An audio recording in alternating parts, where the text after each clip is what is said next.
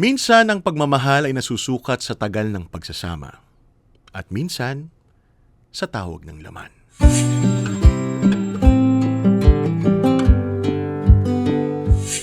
Dear MOR, hello sa lahat na nakikinig sa mga oras na ito.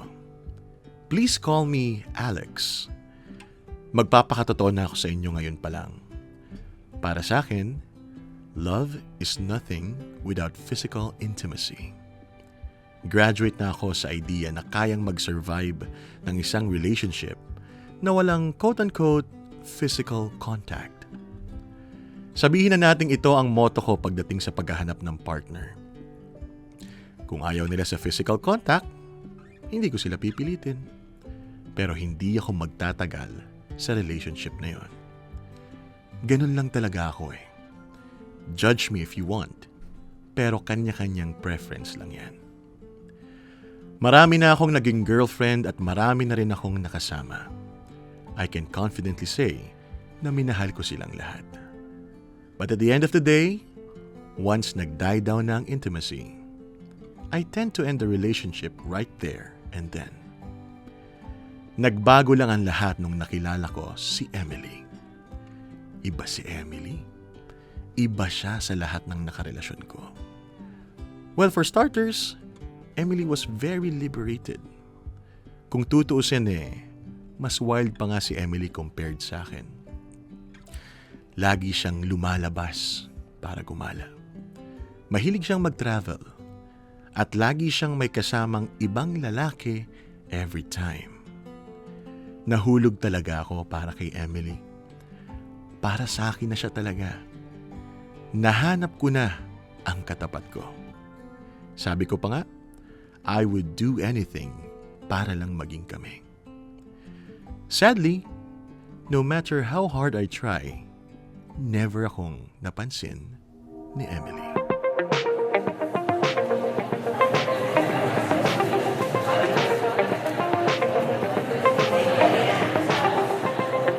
Hey, Emily. After this, gusto mong tumambay muna at my place?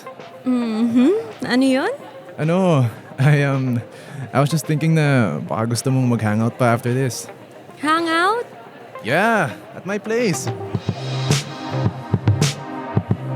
Saan? Wait. Tara nga, labas muna tayo.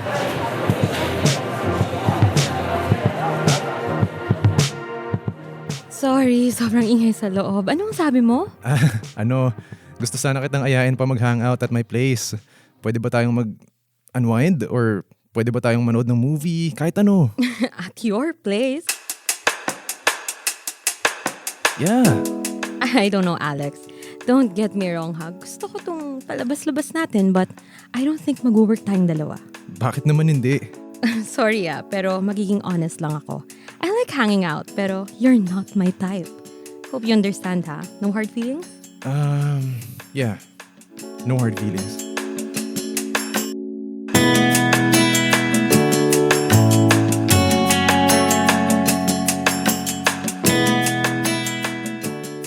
Mga kamorkada, yun yung first time na literal sumemplang ako. Kasi kahit anong gawin ko, kahit anong panunuyo ang gawin ko, hindi ko talaga mapapayag si Emily. Weird, no? Para ka talagang pinaparusahan. Kasi ang dami mo nang dinaan ng karelasyon, pero yung isang taong gustong-gusto mo, hindi mo naman makuha. Honestly, sinend ko lang to sa inyo para mag-share. Kayo nang bahala kung magko-comment kayo or hindi. Basta nasabi ko na ang kwento ko. And right now, desidido pa rin ako na maging kami ni Emily. Kung mangyari man yon o hindi, well, sabi nga nila, bahala na si Batman. Hanggang dito na lang muna. Maraming salamat and more power. Umaasa, Alex.